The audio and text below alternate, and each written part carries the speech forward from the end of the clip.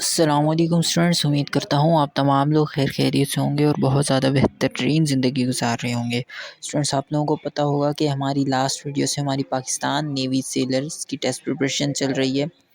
आज की इस वीडियो में हम दोबारा से पाकिस्तान नेवी सेलर्स की टेस्ट प्रिपरेशन करेंगे। इसमें बहुत से अहम तरीन सवालात देखेंगे, बहुत से आम तरीन क्वेश्चंस को समझेंगे। तो बिना टाइम वेस्ट के वीडियो को जल्दी से स्टार्ट करते हैं ताकि आपकी सारी कन्फ्यूजन्स क्लियर हो सकें। जी यहाँ पर स्टूडेंट हम फर्स्ट क्वेश्चन देख लेते हैं जल्दी से फिजिक्स का। अब फिजिक्स का क्वेश्चन है, इसमें देख लेते हैं the rate of change of momentum of body is equals to. अच्छा जी, rate of change of momentum, momentum का जो रेट ऑफ चेंज है, किसी भी बॉडी का जो मोमेंटम है, अगर उसको उसका रेट हम चेंज करें तो उसका जो रेट होगा वो क्या बनेगा, मतलब वो क्या चीज़ होती है, तो वो फोर्स के इक्वल होता है। ठीक है, फोर्स यानी कि हमारा ऑप्शन नंबर कौन सा, सी ऑप्शन हमारा यहाँ बिल्कुल करेक्ट है।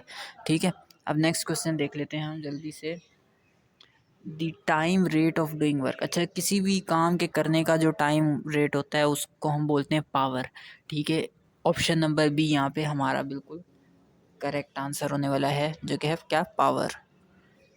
नेक्स्ट क्वेश्चन देख लेते हैं। The momentum of an object is given by. Momentum, किसी भी ऑब्जेक्ट की जो मोमेंटम होती है वो क्या होती है। अब मोमेंटम का हमारे पास फॉर्मूला होता है ना, किसी भी ऑब्जेक्ट की मोमेंटम है, मोमेंटम का फॉर्मूला हमारे पास, एक सेकेंड, हाँ, पी को हम मोमेंटम से शो करते हैं, होता है क्या, मास मल्टीप्लाई बाय वेलोसिटी, यानी कि P is equals to M V. ये मोमेंटम का फॉर्मूला था, जब मास और वेलोसिटी का प्रोडक्ट होता है तो वो मोमेंटम बनता है। तो यहाँ ऑप्शन नंबर जो डी है वो हमारा बिल्कुल करेक्ट आंसर होगा, जो कि है एम वी। ठीक है, नेक्स्ट देख लेते हैं। In a vacuum all electromagnetic waves travel with.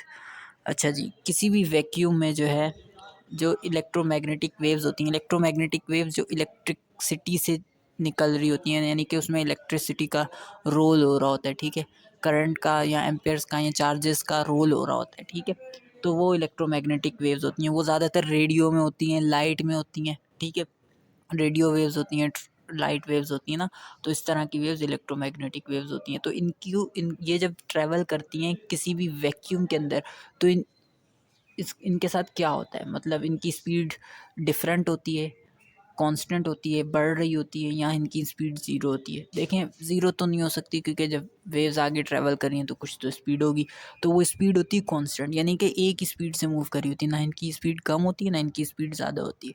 और आई थिंक इनकी स्पीड होती है 3.00 एक्सपोनेंट 10⁸ 8। मुझे कंफर्म नहीं 10 की एक्सपोनेंट 8 है या कुछ और है, इतना मुझे याद नहीं है, बट आई थिंक इसी तरह की कुछ वैल्यू है। अगर मैं रॉन्ग हूँ तो आप मुझे कमेंट में करेक्ट कर दीजिएगा। ठीक है, तो कांस्टेंट ए की स्पीड से ये इलेक्ट्रोमैग्नेटिक वेव्स जो है ट्रैवल करती हैं। ठीक है, नेक्स्ट क्वेश्चन देख लेते हैं। Which of the following is a scalar quantity. अच्छा, इन ऑप्शंस में से फोर्स, वेलोसिटी, एक्सेलरेशन, स्पीड, हमें बताना है स्केलर क्वांटिटी कौन सी है इनमें से। तो स्केलर क्वांटिटी वो क्वांटिटी होती है जिसमें मैग्नीट्यूड दिया होता है, डायरेक्शन नहीं दी होती। जो वेक्टर क्वांटिटी होती है उसमें मैग्नीट्यूड भी दिया होता है और डायरेक्शन भी दी होती है, लेकिन स्केलर क्वांटिटी में सिर्फ मैग्नीट्यूड दिया होता है। अब ये जो ऑप्शन नंबर डी है, स्पीड, ये हमारी स्केलर क्वांटिटी है। ठीक है, स्केलर क्वांटिटी, इसमें सिर्फ मैग्नीट्यूड होता है, और बाकी जो फोर्स, वेलोसिटी और एक्सीलरेशन है ये वेक्टर क्वांटिटीज़ हैं। ठीक है, नेक्स्ट देख लेते हैं। If mass is doubled and velocity is half, kinetic energy becomes. अच्छा जी, नेक्स्ट क्वेश्चन देख लेते हैं हम जल्दी से। Sorry, next question he, if mass is double, जैसे मैंने बताया कि जब मास डबल हो जाएगा और वेलोसिटी हाफ हो जाएगी तो काइनेटिक एनर्जी क्या होगी किसी भी बॉडी की। तो काइनेटिक एनर्जी का हमारे पास फॉर्मूला क्या था, देखें इधर लिखता हूँ मैं, K E is equals to half m v square. ठीक है, यही फार्मूला है काइनेटिक एनर्जी का। अब जो है के ई जो है हमारे पास, यार एक तो ये यूफोन जैज़ वालों ने बड़ा तंग किया हुआ है, बार बार मैसेज कर देते हैं। अच्छा, हाफ, उसके बाद जो है एम कितना मैंने बताया था, मास डबल, तो 2m हो जाएगा, ये डबल हो गया। और वी कितना बताया था मैंने, वी हाफ बताया था, है ना। अब देखो स्नैपचैट पे दोस्तों को भी चैन नहीं आता यार, बार बार मैसेजेस नोटिफिकेशंस भेजते रहते हैं। अच्छा देखें, सवाल की तरफ आते हैं। हाफ 2m यानी कि मास डबल हो गया, 2m हो गया, और वेलोसिटी कितनी, हाफ थी। अब ये हाफ पर स्क्वायर लगा हुआ था, ठीक है, तो ये 2 और ये 2 कैंसिल हो गया, ठीक है, और ये क्या बन गया, m बच गया। 1 को जब m से मल्टीप्लाई करेंगे वो m हो जाएगा, और ये 1/2 है, ये 1 के ऊपर स्क्वायर लगेगा तो ऑलरेडी 1 ही रहेगा, और ये 4, तो यानी कि 1/4 हो जाएगा हमारा आंसर, 1/4 हो जाएगा, ठीक है। तो हमारा ऑप्शन नंबर डी यहाँ पे करेक्ट होगा। उम्मीद करता हूँ क्वेश्चन अच्छे से समझ आया होगा। नेक्स्ट क्वेश्चन देखते हैं। The device use to measure potential difference. Potential difference जो है वो कैलकुलेट करने के लिए, वो मेजर करने के लिए कौन सी जो है वो यूज़ होती है, कौन सा मीटर यूज़ होता है, कौन सा इंस्ट्रूमेंट यूज़ होता है, ठीक है। तो पोटेंशियल डिफरेंस जो है वो वो बेसिकली वोल्टेज होते हैं। जो पोटेंशियल डिफरेंस होते हैं ना, वो बेसिकली क्या होते हैं, वोल्टेज, और ये वोल्टेज बेसिकली वोल्टेज में होता है पोटेंशियल डिफरेंस। और जो पोटेंशियल डिफरेंस को मेजर करने के लिए जो मीटर यूज़ होता है वो होता है वोल्ट मीटर, यानी कि ऑप्शन नंबर सी वाला करेक्ट आंसर होगा। नेक्स्ट देख लेते हैं। The direction of current is taken from. अच्छा जी, करंट की जो डायरेक्शन है वो क्या होती है, पॉजिटिव से नेगेटिव होती है, नेगेटिव से पॉजिटिव होती है, दोनों डायरेक्शन में होती है या कोई भी नहीं होती। तो ऑप्शन ए जो है पॉजिटिव टू नेगेटिव, ये हमारा बिल्कुल करेक्ट आंसर होगा, ठीक है, पॉजिटिव टू नेगेटिव। नेक्स्ट देख लेते हैं। The image found by a concave mirror. अच्छा जी, कॉनकेव मिरर से जो इमेज बनती है वो क्या होती है, रियल होती है, वर्चुअल होती है, रियल एंड वर्चुअल होती है, या मैग्नीफाइड इमेज होती है। तो यहाँ पे जो ऑप्शन सी है वो बिल्कुल करेक्ट होने वाला है। कॉनकेव मिरर से रियल एंड वर्चुअल इमेज बनती है। ऑप्शन सी यहाँ पे हमारा बिल्कुल करेक्ट आंसर होगा, ठीक है। नेक्स्ट क्वेश्चन देख लेते हैं। Energy possessed bye a stretched rubber band is. अच्छा जी, स्ट्रेच्ड रबर बैंड, रबर को खींचेंगे, ये रबर है, इसको अगर खींचेंगे तो इसके अंदर जो एनर्जी स्टोर होएगी या जो एनर्जी पैदा होएगी खींचने के बाद, तो वो कौन सी एनर्जी होगी। अब लास्ट वीडियो आपको याद हो तो हमारे पास एक स्प्रिंग का था, किसी भी इलास्टिक ऑब्जेक्ट का था, कि जब उसको खींचते हैं तो उसके अंदर पोटेंशियल एनर्जी पैदा होती है, ठीक है, पोटेंशियल एनर्जी जो होती है वो पैदा होती है। तो इसके अंदर भी पोटेंशियल एनर्जी होगी, लेकिन बस ये फ़र्क है कि इसके अंदर इलास्टिक पोटेंशियल होगी, क्योंकि इस रबर बैंड के अंदर एक इलास्टिसिटी होती है ना, इलास्टिसिटी की वजह से इलास्टिक पोटेंशियल वाला हमारा ऑप्शन, जो कि ऑप्शन बी है, वो बिल्कुल करेक्ट होगा, ठीक है। अब नेक्स्ट देख लेते हैं मैथमेटिक्स के क्वेश्चन, बड़े इजी से क्वेश्चन है। If x is equals to 3 then value of 2x² plus 3x+1 is. अच्छा, ये बड़ा सिंपल क्वेश्चन है, मतलब इसके अंदर एक इक्वेशन दी हुई है 2x² प्लस 3x+1, इसके अंदर हमें x की वैल्यू पुट करके आंसर बताना है, तो जल्दी से पुट कर लेते हैं। देखें, 2x² प्लस 3x+1, ठीक है, 2x² की जगह क्या आ जाएगी, वैल्यू आ जाएगी, x की वैल्यू कितनी है, 3 का स्क्वायर प्लस 3x की वैल्यू कितनी है, 3+1, ठीक है, 3 का स्क्वायर करेंगे तो हो जाएगा 9, ठीक है, प्लस 3 ज़ा 9 प्लस 1, 2 9 ज़ा कितना होता है 18 प्लस 9 प्लस 1। अब 9 + 1 कितना होता है 10, 18 में 10 प्लस करेंगे 28 जो है हमारा बिल्कुल करेक्ट आंसर आ रहा है ना। क्या आंसर आ रहा है, 28। अच्छा, ये इसमें देखें, मेरे ख्याल से ये हमारा ऑप्शन जो है यहाँ पर 28 हमारा बिल्कुल करेक्ट आंसर होना चाहिए मेरे ख्याल से। आप लोग फिर भी एक बार रीचेक कर लीजिएगा, हो सकता है मैंने जल्दी में गलत सॉल्व कर लिया। तो 28 मेरे ख्याल से करेक्ट आंसर होना चाहिए, तो 27 को हम 28 कर देंगे, ठीक है। तो 28 वाला ऑप्शन जो है हमारा यहाँ पे बिल्कुल करेक्ट आंसर होगा इसका। बाकी आप लोग खुद भी चेक करके मुझे बता दीजिएगा। नेक्स्ट क्वेश्चन देख लेते हैं। If x-1 multiply x-3 is equals to 0 the roots are. अच्छा जी, ये भी बिल्कुल सिंपल क्वेश्चन है। x-1, ये लास्ट टाइम भी इस तरह का एक क्वेश्चन हमने करा था, multiply x-3 is equals to 0। अब इनको हम डिफरेंट अलग अलग कर लेते हैं। x-1 को 0 के बराबर ले लेते हैं और x-3 को भी 0 के बराबर ले लेते हैं। x इधर ही रहेगा, 1 इधर चले जाएगा, प्लस हो जाएगा, x इधर ही रहेगा, 3 उधर चले जाएगा, प्लस हो जाएगा। तो 1 और 3 जो हमारा ऑप्शन नंबर ए है वो हमारा बिल्कुल करेक्ट आंसर हो जाएगा, ठीक है। नेक्स्ट क्वेश्चन देख लेते हैं हम। If sin² theta plus cos² theta is equals to dash. अच्छा जी, sine square theta cos square theta किसके बराबर होते हैं? ये एक फॉर्मूला है, ये हमने पहले यूज़ भी करा है बहुत बार, अगर आपको याद हो तो। Sign square theta plus cos square theta 1 के बराबर होता है, ये आपको याद करना पड़ेगा कि ये फॉर्मूला है। ठीक है, नेक्स्ट क्वेश्चन देख लेते हैं जल्दी से। The sum of first 10 natural numbers. अच्छा जी, शुरू के जो 10 नेचुरल नंबर होते हैं उनका जो सम है, उनको जब हम प्लस करें तो वो उसका आंसर क्या बनेगा? अब जो फर्स्ट 10 नेचुरल नंबर आपको समझना पड़ेगा। नेचुरल नंबर वो होते हैं जो 1 से स्टार्ट हो, जैसे काउंटिंग स्टार्ट होती है ना 1 से, 2 1 2 3। अब एक काउंटिंग स्टार्ट होती है जो 0 से स्टार्ट होती है, 0 1 2 3। तो जो 0 से स्टार्ट होती है वो होल नंबर होते हैं, जो 1 से स्टार्ट होती है वो नेचुरल नंबर होते हैं। तो 1 से लेकर 10 तक, यानी शुरू के जो 10 नेचुरल नंबर हैं 1 से 10 तक, उनको प्लस करें तो क्या आंसर बनेगा? ठीक है, मैं इधर लिख के दिखा देता हूँ। 1 plus 2 plus 3 plus 4 plus 5 plus 6 plus 7 plus 8 plus 9 plus 10।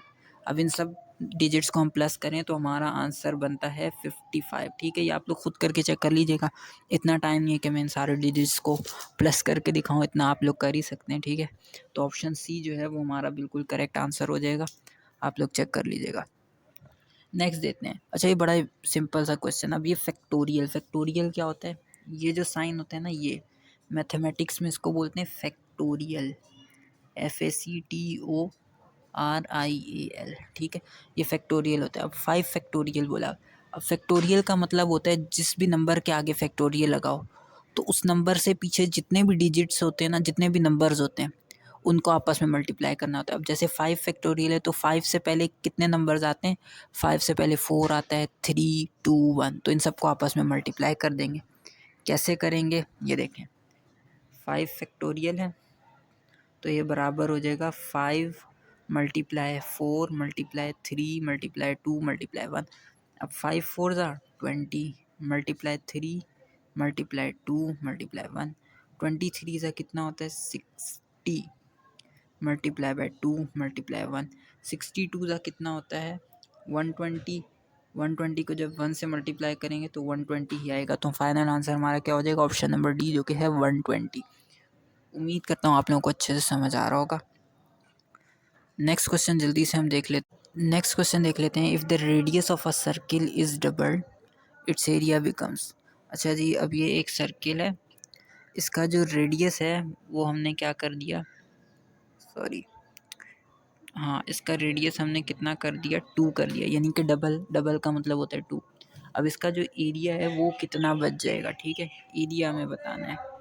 Area का फॉर्मूला होता है पाई आर स्क्वायर। ठीक है, अब एरिया जो है वो हमने पाई आर की जगह हमने क्या लगा दिया? 2। ठीक है, 2 हो गया। अब 2 का स्क्वायर, ठीक है, आर रेडियस हमने 2 लगा दिया था, डबल कर दिया था, तो इसलिए ये क्या बन जाएगा? 2 का स्क्वायर करेंगे तो 4 हो जाएगा, 4 पाई, यानी कि इसकी वैल्यू कितनी बढ़ गई? 4 टाइम्स बढ़ गई। तो 4 टाइम वाला जो ऑप्शन है, ऑप्शन सी, वो हमारा यहाँ पे बिल्कुल करेक्ट आंसर हो जाएगा, जो कि है 4 टाइम्स। नेक्स्ट क्वेश्चन देख लेते हैं। The point of intersection of coordinate axis. अच्छा जी, अब हमारे पास 2 एक्सिस होते हैं, एक्स एक्सिस, वाई एक्सिस, है ना। फॉर एग्जांपल ये एक्स एक्सिस है, ठीक है, ये वाई एक्सिस है, ठीक है, ये माइनस एक्स। अब इनके ऊपर कोई भी पॉइंट आ रहा है, कोई भी लाइन है, फॉर एग्जांपल ये लाइन है। अब ये जो लाइन है ये इंटरसेक्ट होती हुई इस पॉइंट से गई ना, ये जो बीच में एक पॉइंट बना है, तो हमें बताना है कि वो ऐसा कौन सा पॉइंट होता है जिस पर कोई भी इंटरसेक्शन जब हो रही हो, एक्सिस पर जब इंटरसेक्शन होती है तो वो कौन सा पॉइंट होता है जिस पर लाइन इंटरसेक्ट होती है। ये पॉइंट है ना। अब इस पॉइंट का नाम क्या होता है? ओरिजिन। ठीक है, या ज़ीरो पॉइंट भी बोलते हैं या ओरिजिन भी बोलते हैं। ठीक है, तो ओरिजिन हमारा यहाँ पे ऑप्शन बी बिल्कुल करेक्ट आंसर होगा। ठीक है, हमेशा ओरिजिन पर इंटरसेक्शन होती है, तो ऑप्शन बी हमारा यहाँ बिल्कुल करेक्ट आंसर होगा। नेक्स्ट देख लेते हैं। अच्छा, अजान हो रही है, अजान के बाद देखते हैं नेक्स्ट। अच्छा जी, जो नेक्स्ट क्वेश्चन है, if X plus 1 square is equals to 9 then X is equals to. अच्छा, एक्स की वैल्यू बतानी है। एक्स प्लस 1 का होल स्क्वायर दिया हुआ है जो कि बराबर है 9 के। एक्स प्लस 1 का होल स्क्वायर बराबर है 9 के। अब हमें एक्स की वैल्यू बतानी है। अब हम क्या करेंगे, इसको सॉल्व करने के लिए इस पर रूट लगा देंगे। ठीक है, ठीक है, अंडर रूट लगा दिया हमने। ये x+1 का whole square is equals to 9। अब जब रूट लगाते हैं तो दोनों साइड पे लगाते हैं तो 9 के ऊपर भी लग जाएगा, ठीक है। अब जब रूट लगता है तो ये प्लस माइनस का साइन भी इधर लग जाएगा 9 के साथ, ठीक है। अब ये स्क्वायर से रूट इधर कैंसिल हो गया, ठीक है। x+1 is equals two plus minus का 9। अच्छा, 9 का रूट निकालेंगे तो 3 बनता है, ठीक है। अब ये जो 1 है, अब ये एक बार प्लस में हो जाएगी एक बार माइनस में, तो x1 जो है इधर प्लस में है उधर चले जाएगा तो 3 के साथ माइनस हो जाएगा, तो ये क्या आंसर बन जाएगा इसका 2, ठीक है। 2 बन गया एक बार। अब अगर हम इसको प्लस में कर लें एक बार, जैसे ये प्लस था इसको माइनस में किया, अगर हम इसको उसमें कर लें, एक बार प्लस में करना था एक बार माइनस में ना, 3 को भी हमने इधर प्लस में रखा तो 3 को अब हम रखेंगे माइनस में। x इज इक्वल्स टू -3 -1, तो माइनस माइनस प्लस, तो क्या आंसर हो जाएगा x इज इक्वल्स टू -4 हो जाएगा। तो क्या क्या आंसर आ रहा है हमारे पास, एक 2 आ रहा है और एक -4 आ रहा है। तो यहाँ ऑप्शन नंबर जो ए है 2 -4 वाला वो हमारा बिल्कुल करेक्ट आंसर होगा, ठीक है। बहुत ईजी सा था, थोड़ा सा डिटेल थी लेकिन आसान था, बस बहुत इजी था। ये आप लोग मिनटों में सॉल्व कर सकते हैं, इनकी प्रैक्टिस करेंगे तभी जल्दी जल्दी सॉल्व हो सकेंगे, ठीक है।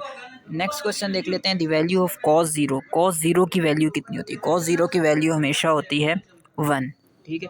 ऑप्शन नंबर बी जो है वो हमारा बिल्कुल करेक्ट आंसर हो जाएगा। नेक्स्ट क्वेश्चन देख लेते हैं जल्दी से, if 3x minus 2 equal to 10 then x की वैल्यू बतानी है। तो बहुत ही ईजी क्वेश्चन है, x की वैल्यू बताने के लिए। -2 इधर इज इक्वल टू के उस साइड पर जाएगा तो +2 हो जाएगा, और ये कितना हो जाएगा, x इधर ऐसे ही रहेगा, +2 12 हो जाएगा, और ये जो 3 था इधर, ये इधर आके मल्टीप्लाई तो इधर आ जाएगा, डिवाइड हो जाएगा। 3 1 3 3 4 12, तो 4 हमारा ऑप्शन नंबर सी जो है वो हमारा बिल्कुल करेक्ट आंसर होगा। उम्मीद करता हूँ आप लोगों को समझ आ गया होगा। नेक्स्ट क्वेश्चन देख लेते हैं, कुछ केमिस्ट्री के क्वेश्चंस देख लेते हैं। Number of electrons in neutral atom equals the number of, अच्छा जी, किसी भी एटम में नंबर ऑफ इलेक्ट्रॉन किस चीज़ के बराबर होते हैं? नंबर ऑफ न्यूट्रॉन्स के बराबर होते हैं, नंबर ऑफ प्रोटॉन के बराबर होते हैं, नंबर ऑफ न्यूक्लियॉन्स के बराबर होते हैं, या नंबर ऑफ या मास नंबर के बराबर होते हैं। तो यहाँ जो करेक्ट ऑप्शन है ऑप्शन बी बिल्कुल करेक्ट है, प्रोटॉन्स। किसी भी एटम के अंदर नंबर ऑफ इलेक्ट्रॉन बराबर होते हैं नंबर ऑफ प्रोटॉन्स के, ठीक है। ऑप्शन बी हमारा यहाँ पे बिल्कुल करेक्ट आंसर होगा। नेक्स्ट क्वेश्चन जल्दी से देख लेते हैं, the process of changing solid directly into gas.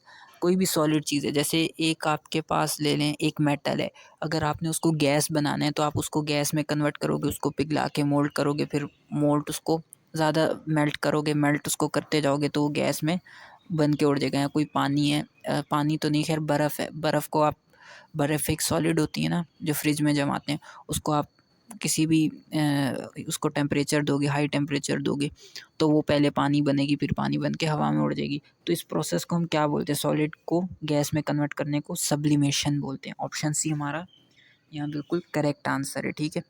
Next question देख लेते हैं, the smallest unit of a covalent compound. Covalent compound का सबसे छोटा यूनिट कौन सा होता है? एटम होता है, मॉलिक्यूल होता है, आयन होता है, रेडिकल होता है। तो यहाँ जो करेक्ट ऑप्शन है वो मॉलिक्यूल। मॉलिक्यूल सबसे छोटा क्या होता है, यूनिट होता है किस चीज़ का, कोवेलेंट कंपाउंड्स का, ठीक है। नेक्स्ट क्वेश्चन देखते हैं, pH of acidic solution. PH level बताना है, एसिडिक सोल्यूशन यानी कि वो सोल्यूशन जिसमें एसिड हो उसका पीएच कितना होता है? तो उसका पीएच होता है 7, मतलब 7 होता है या 7 से कम होता है, लेस देन 7 हम बोल देंगे, ठीक है।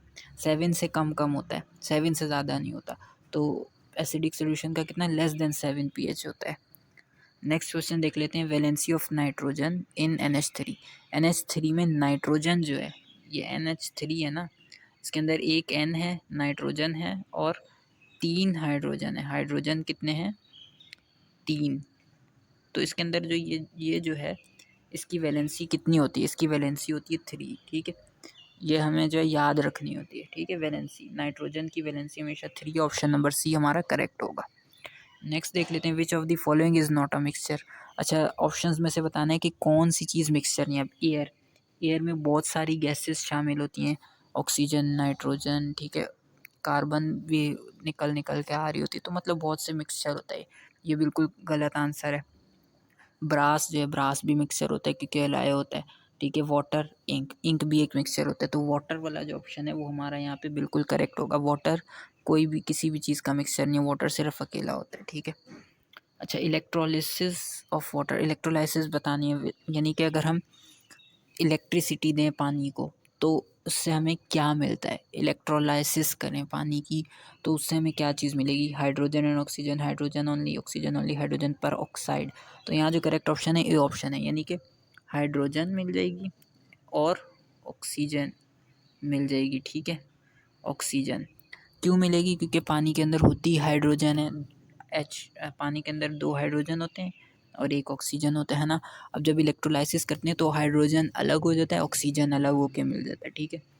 अलग अलग अलहदा, अब ये मिले हुए होते हैं ना, पानी में तो जुड़े हुए होते हैं हाइड्रोजन ऑक्सीजन, हमें पता नहीं चलता कौन सा हाइड्रोजन है कौन सा ऑक्सीजन। तो अगर हमने हाइड्रोजन ऑक्सीजन को अलग अलग करना है तो इसकी इलेक्ट्रोलाइसिस करके इनको अलग कर सकते हैं, ठीक है। नेक्स्ट देख लेते हैं आइसोटोप है। आइसोटोप के पास क्या चीज़ें होती हैं। आइसोटोप के पास same mass number, different atomic number होता है। Same atomic number, different mass number होता है। डिफरेंट एटॉमिक नंबर यहाँ और मास नंबर होता है, यहाँ हर चीज़ सेम होती है। तो यहाँ ऑप्शन बी जो है वो हमारा करेक्ट होगा। आइसोटोप के अंदर एटॉमिक नंबर सेम होता है और मास नंबर मुख्तलिफ होता है, डिफरेंट होता है, ठीक है। ऑप्शन बी हमारा यहाँ करेक्ट आंसर होगा। नेक्स्ट देख लेते हैं chemical formula of calcium carbonate. Calcium carbonate एक कंपाउंड है, इसका हमें केमिकल फार्मूला बताना है जो कि होता है CaCO3, यानी कि Ca कैल्शियम को शो करता है और C जो है इसमें कार्बन को शो करता है, जो कि एक है, कैल्शियम भी एक है, कार्बन भी एक है, और O जो है ऑक्सीजन को शो करता है, ठीक है। ऑक्सीजन कितने हैं यहाँ पर, 3 हैं, ठीक है। तो calcium carbonate option number C जो है वो हमारा बिल्कुल करेक्ट आंसर होगा। नेक्स्ट देख लेते हैं the metal which reacts vigorously with water. वो मेटल जो वाइगरसली वाटर से रिएक्ट करे वो कौन सा मेटल है, ठीक है, बताना है। तो वाइगरसली का मतलब होता है बहुत एनर्जी के साथ, बहुत तेज़ी से, बहुत जुनून से जो है वो मेटल पानी के साथ रिएक्ट हो जाता है। तो वो कौन सा मेटल होता है, सोडियम मेटल होता है, यानी कि ये सोडियम का सिंबल ये होता है। सोडियम मेटल पानी के साथ बहुत एनर्जी के साथ जो है रिएक्ट कर जाता है, ठीक है। नेक्स्ट क्वेश्चन देख लेते हैं इंग्लिश के।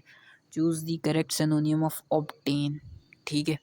ऑब्टेन का करेक्ट सिनोनियम बताना है। अच्छा जी, यहाँ पर जो है हमें क्या बताना है, ऑब्टेन का सिनोनियम बताना है। तो सिनोनियम होता है ऑब्टेन का क्या, रिसीव। रिसीव क्या होता है, ऑब्टेन का सिनोनियम होता है। अरे ये क्या हो गया, हाँ, रिसीव ऑब्टेन का सिनोनियम होता है, ठीक है। नेक्स्ट क्वेश्चन देख लेते हैं।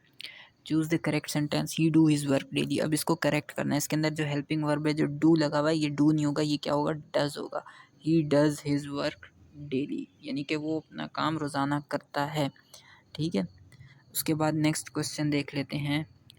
Choose the correct form. अच्छा, she has not eaten anything dash morning. इसके अंदर भी हमें जो है प्रपोजिशन बोल सकते हैं, इसके अंदर करेक्ट फॉर्म बतानी है कि किस तरीके से सेंटेंस करेक्ट होगा, इसमें क्या लगाएंगे तो करेक्ट हो जाएगा। For morning, since morning, from, by. तो सिंस वाला जो ऑप्शन है, ये लास्ट टाइम भी हमने सिंस वाला एक MCQs पढ़ा था लास्ट वीडियो में, तो आज भी आ गया ये सिंस मॉर्निंग हमारा बिल्कुल करेक्ट आंसर होगा। शी क्या है, she has not eaten anything since morning. पता नहीं क्या परेशानी थी, कुछ खाई नहीं रही सुबह से, ये इसका मतलब है, ठीक है।